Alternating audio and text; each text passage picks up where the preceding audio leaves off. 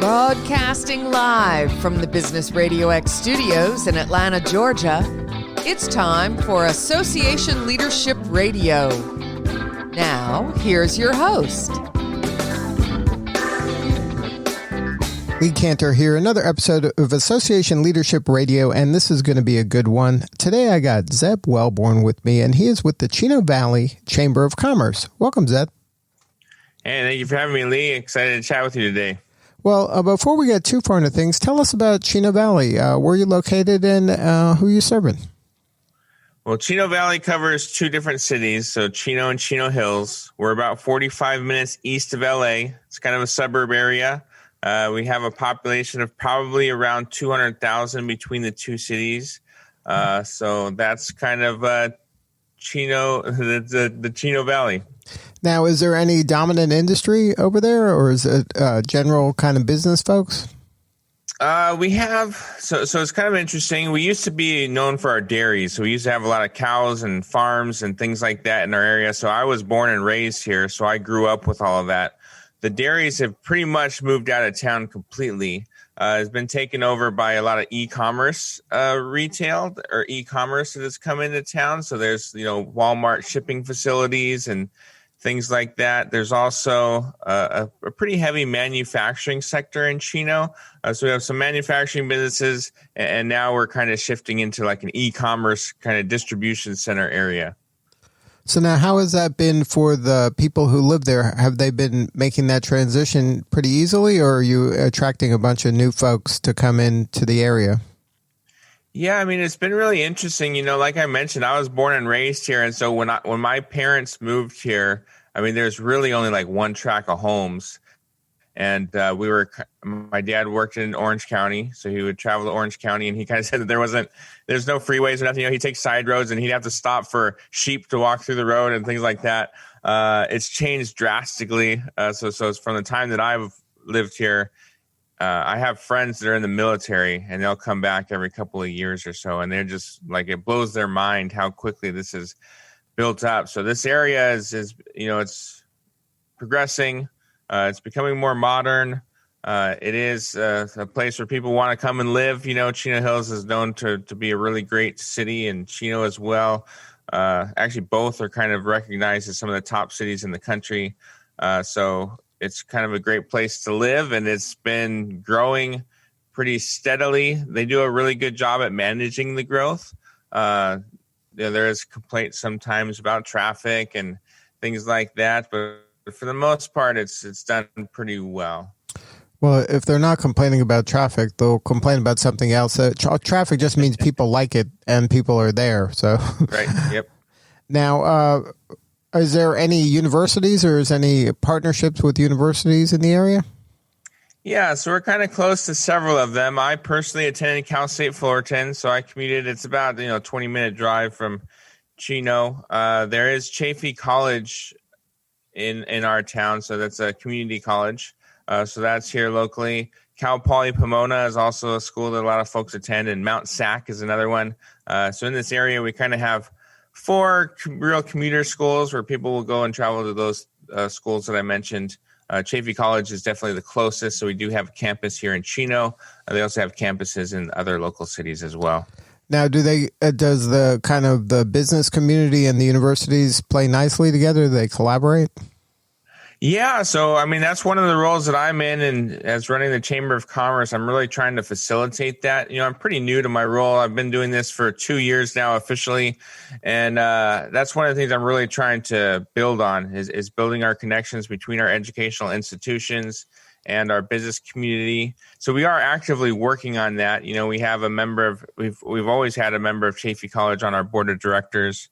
So that's one that we have a direct contact with. I've been working with Cal Poly Pomona on internship programs, getting their students to help out our businesses and the chamber. And we also have a collaboration with Chino Valley Unified School District, so our K through 12 schools, and Baldy View ROP, which is like a trade school type program where they're educating students and preparing them for the workforce. So we have a relationship with them as well. Now, because of the pandemic, has there been a lot of pivoting from you as a leader of the chamber in terms of getting the members together? Because, a lot of chambers rely on face-to-face kind of meetups and meetings and conferences, education, and that is hard to do in today's world. Yeah, no, for sure. My background, the reason why I got involved in the chamber was I still run an online marketing business. So that was kind of what brought me to the chamber. My target market was business owners and things like that. So I figured I should get involved in a local business organization. So I've done that, and that's really helped me during this pandemic because I do have that skill set, using online and digital tools to help get the word out, help educate others, and continue to conduct business as usual with quotation marks through the chamber. So all of our events, we're still doing all of them. We're just kind of reimagining them in a digital environment or a way where people aren't congregating and getting together. Through our chamber, we put on a lot of events, and most of the events we put on are bringing people together in a closed space, and that's really not something we can do anymore. So it's reimagining how we do that. So we've been doing a lot of Zoom meetings for one, but then we're also doing a lot of other things where we're finding creative ways to still get people together, but not together. So like this month, we're doing we're calling hashtag CV Restaurant Month. So we're encouraging our community to go out and visit restaurants that have been hit by the pandemic, that are struggling because of it. So going to takeout and delivery services. So there's like a passport that they've got to try to complete throughout the month. And we have 21 restaurants that they have the opportunity to visit throughout the month, and then we get a chance to win gift cards and stuff like that locally. So we're really trying to help our local restaurants right for this month in particular. Yeah, they've been hit really hard, and that's great that you're doing that. That's a really innovative way to kind of bring people together and support the local businesses that need it the most right now. Yeah, I know they're really appreciative of it, so we're happy that we're doing it, and it's a fun thing to do as well. So. Now, any advice for other leaders out there in order to keep their teams engaged? Because this not only affects your members, but also the other folks that are part of the chamber. How do you kind of stay connected with them so they don't kind of lose hope and they don't kind of get disconnected? Because a lot of the chamber, there's a lot of volunteer folks involved in chambers. Yeah, so like I said, we still kind of run everything. We never took a break on anything. So I know, in kind of what you hear from other chambers and organizations is that, in this kind of thing that they said, oh, well, we can't do anything anymore. So a lot of folks just stopped doing things that they would do. And I had the opposite approach. I feel like it's extremely important for the business community in general. And I feel like the chamber represents the business community as a whole. And so what I felt was important is to model the behavior that a business should be taking, which is that this isn't going to stop us from conducting business. We've just got to get creative in ways, just like, people who are successful in business do, get creative to figure out how we can still offer the services that we provide. So that's what I still do. So I think just doing what we're doing and just reimagining everything in a way that we can keep folks engaged and participating. All of our events have seen significant increases in attendance as a result of this. So, we'd have 30 people we do a weekly event. We call it Business at Breakfast. We'd have about 30 attendees or so. And we've been having upwards of 50 that are coming for our Business at Breakfast virtually. So we're not only are we keeping our current members engaged, but we're also bringing in new ones into our community as well. Now, do you think that that's because now, since it's not kind of forcing people to go physically somewhere and deal with traffic, like you said, and deal with other issues, that since they're home, they can just pop onto the video call and then attend? Yeah, I think that's a big thing of it. I know that there are some struggles for some folks. We have a lot of people who didn't grow up with computers, are not necessarily computer savvy. So asking them to get on Zoom and participate in that platform has been difficult for some.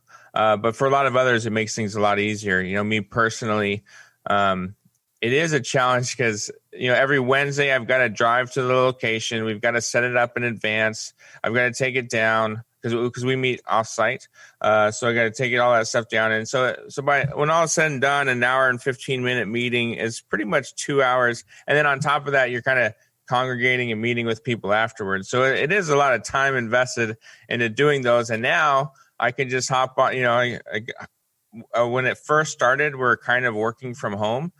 So I would be able to wake up, 5 minutes later, I'm on the Zoom call. I'm done right at the hour, 15-minute mark. And then I can actually get the work done that I need to get work done that I need to do, So in a lot of ways, it makes things so much easier to participate. It doesn't take as much time. And I think the real challenge is the time commitment that it takes to do those in-person ones. So even when you return to, as things return to normal, I do anticipate we're going to be doing in-person events, but I also anticipate there'll be lots of elements of virtual events as well.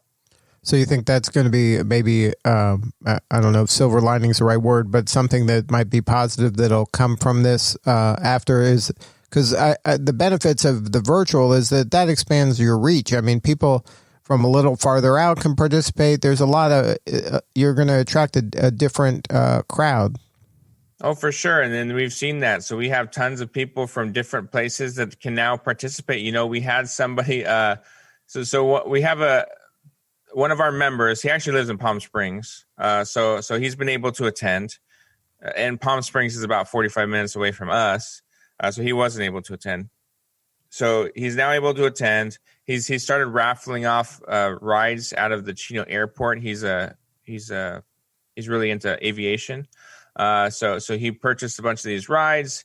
He's giving these out as raffle prizes on our Business at Breakfast. And then he invites, I think it's his son and his son's colleagues. They're in the military and they're in aviation as well in the military, but they're overseas. They're coming and attending our meetings and helping raffle off our prizes. So we have, you have a much larger reach when you can do it this way, and you can bring in people that aren't even necessarily in your community, but they can still participate in the things that you guys do from a business perspective. Right. Like, so that guy wouldn't have come if it was only in person, right? Right. It was the fact that it was virtual that was attractive to him. And then all of a sudden you get this fresh blood and you get this new energy, and then new opportunities bubble up. Absolutely. Yep.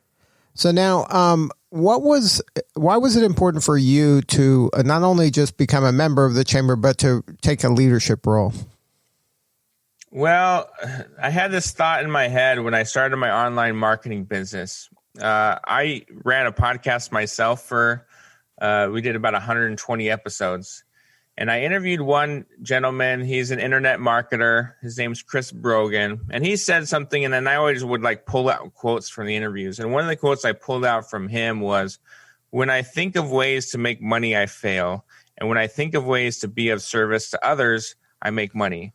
And I just found that really resonated with me for some reason at the time, because I was very, when you first start a business, your whole goal is I'm just trying to make money and trying to do all you can to do it. And then people see through that, so I've kind of shifted my strategy ever since then to just be I'm here to help you. I want to help you as best as I possibly can with whatever that is. So that's really what I've shifted to. And I had a thought in my head that our community, so I mentioned, we're Cowtown type area. I thought in my head that if we could make the Chino Valley the hub of digital marketing, the hub of places where of social media and internet marketing, then I know that through the algorithms, through Google, through Facebook, through all those things that indicate that point people to direction when you're doing a search or anything like that, that our whole community would benefit from it. And so when I joined the chamber, my thought was, okay, my role here is to help get people to use the online platforms, collaborate with each other, because it will make our online footprint larger, which means we're attracting more people from a business standpoint, to our community. So that's really what I was trying to do. So when I joined the chamber, I'm thinking I want to be a part of the business community, And when I got here, it was a lot different than what I thought it was, So I was the youngest person. When I first joined, I was probably around 30. And I would say I was probably about 30 years younger than anybody in the room.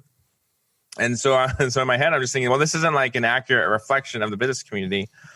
So I had two thoughts, which was I could either get involved or I can start my own kind of thing, because there wasn't any other business organizations in town that I found. Mm-hmm. So my ultimate thing was I decided to get involved, obviously. So I got involved. I won Business of the Year in 2012. I was on the board of the directors the next year. I took over as the chairman the year after that. And then so I was very involved as a volunteer capacity while I'm running my business.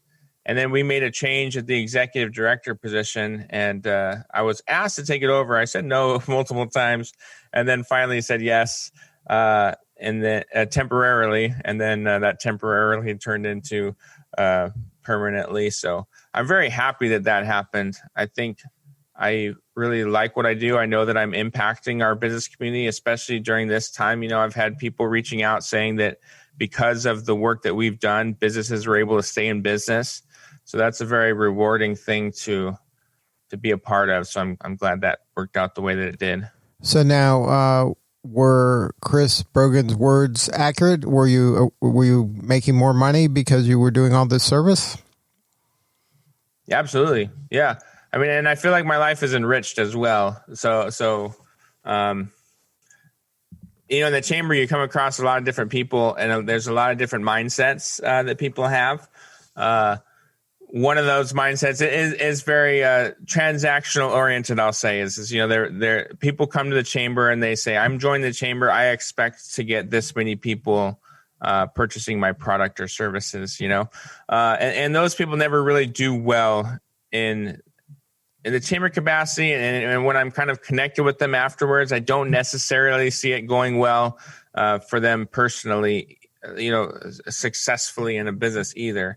What I do find is that those people that are do have that service mindset where they're here to be of service do typically tends to be more successful as time has gone on. And those are the people that I like to surround myself around too.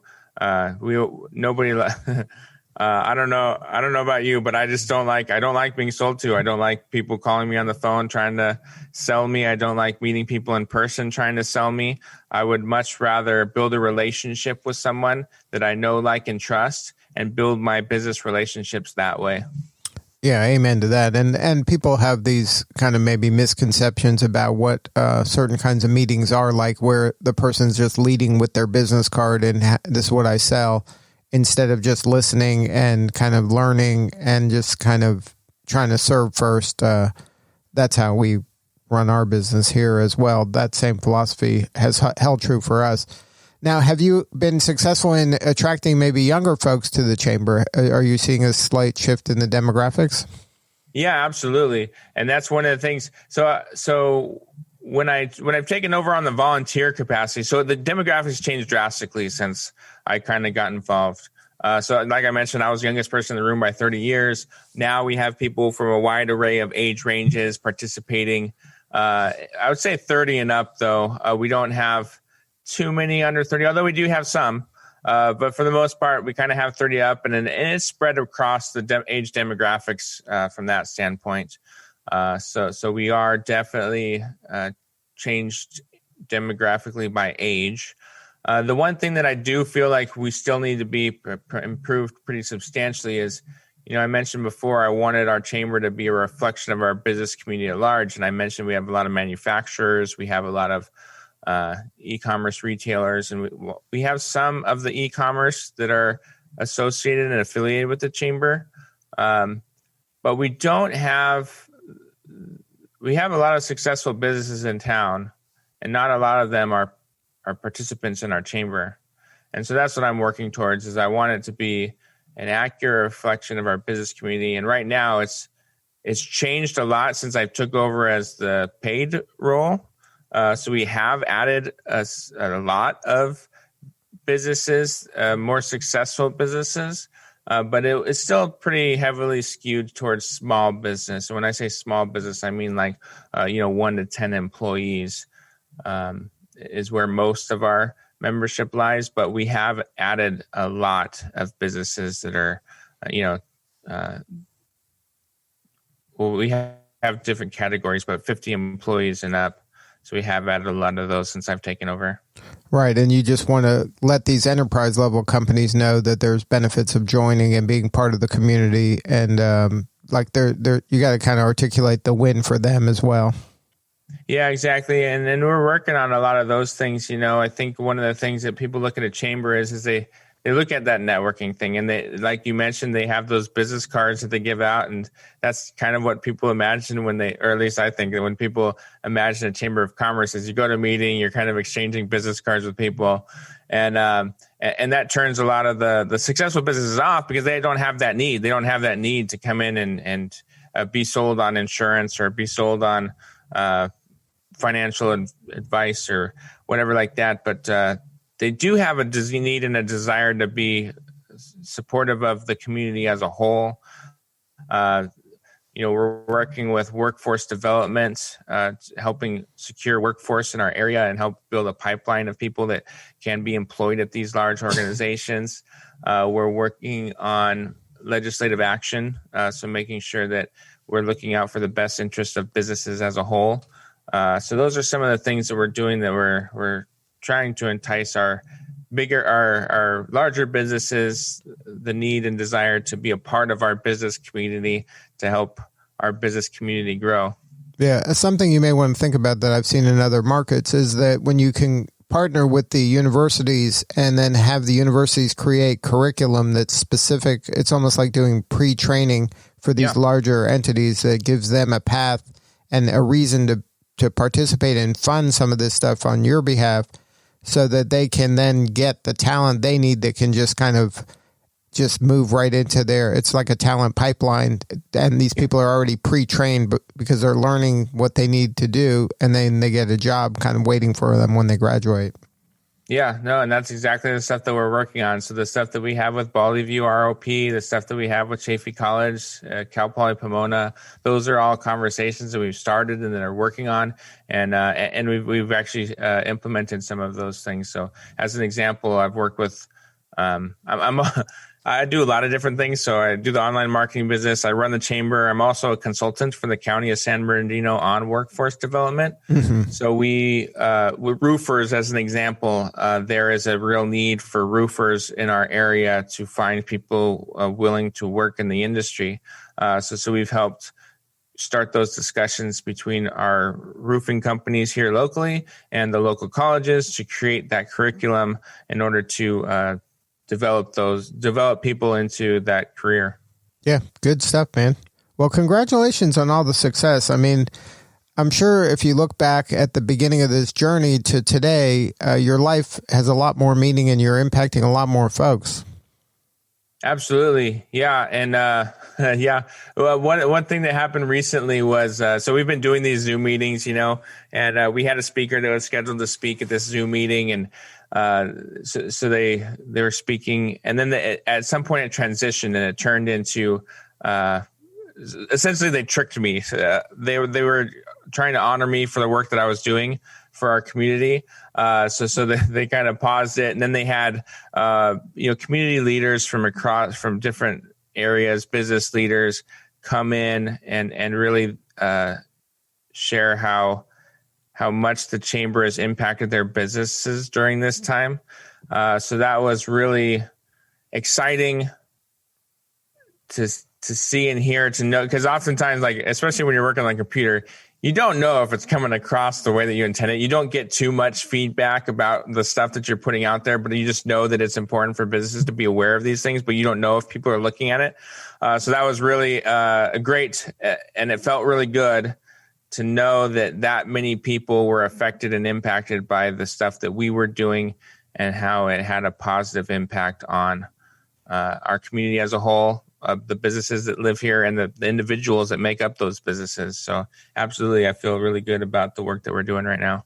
And it's nice that they appreciate you're doing. They're not taking that for granted. They understand. Like there was, if you weren't really an active participant, there's a chance, if they would have stayed the course, that it could have gone away. I mean, if the bunch of folks that don't embrace the technology and this pandemic happened and they were just used to going to meetings at the restaurant, and then all of a sudden they're not, and then they just fade away. I mean, I've seen that happen.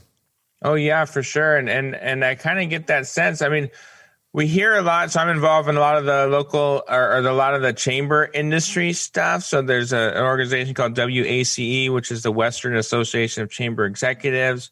There's an Inland Empire Chamber Alliance, and then the U.S. Chamber. And you hear about a lot of chambers that are really struggling right now. We're fortunate where we're not in that situation, but a lot of chambers are really struggling financially, and a lot of them aren't going to make it out of this. Yeah, right. I think a lot of those ones that didn't really do that, not necessarily because they didn't choose to, but they just didn't have that skill set or that ability, or a lot of chambers were in poor positions before this started. Right. Those ones are struggling for sure. Yeah, and that it takes somebody with leadership skills and also the ability to make it happen and to move people online and to be able to do these meetings. Like you said, you didn't miss a beat. Like, okay, we used to meet here on Thursdays, and now we're doing this on Thursday, and this is how it is. And then everybody, you don't get everybody, but you get a lot of people, and you might pull in some new people, as you found. Yeah, and one of the things that we did right off the bat, too, is because when this first started, it was just so crazy. We do an event called the Salute to Public Safety, where we honor our police and firefighters for the year. So that was scheduled on March 19th, I believe. And on March 16th, we got that call that said, no in-person meetings larger than 250. And then the next day it was like 50. And then the next day it was like no meetings at all. So we canceled that right away. And then, but it was like so unclear as what was going to happen, so we started this thing called Chino Valley Leaders Webinar, and we got all of the legislators that are kind of responsible for that decision-making process in our local area, to come in and give their up to the minute updates on the coronavirus and what was happening. Those were extremely well attended while we were doing those. We're doing them once a week, just to keep everybody in the loop. I feel like the uncertainty is, there's still a lot of uncertainty, but it's not like that crazy, like what the heck is going to happen next? I think that's slowed down. So we've kind of slowed down that. We're still doing it. We were doing it once every other week, and now we're doing it once a month. But those are very well attended. And I know that those helped our community a lot as well. Well, good stuff, Zeb. Thank you so much for sharing your story. If somebody wanted to learn more about the Chino Valley Chamber and or any of your other businesses, what are the best coordinates to get a hold of you? Well, the great thing about my name is it's very easy. Nobody else has it. And I'm on all the social media channels. I mentioned I do digital marketing and all that stuff. So you can really find me at any social media at Zeb Welborn. So that's ZEBWELBORN. So you can follow me on any of those social media channels. And then the Chino Valley Chamber of Commerce is ChinoValleyChamber.com. And you can go through our website or our social media channels there. Good stuff. Thank you again for sharing your story. Hey, great. Thanks a bunch, Lee, for having me on. I appreciate it. All right. This is Lee Cantor. We'll see you all next time on Association Leadership Radio.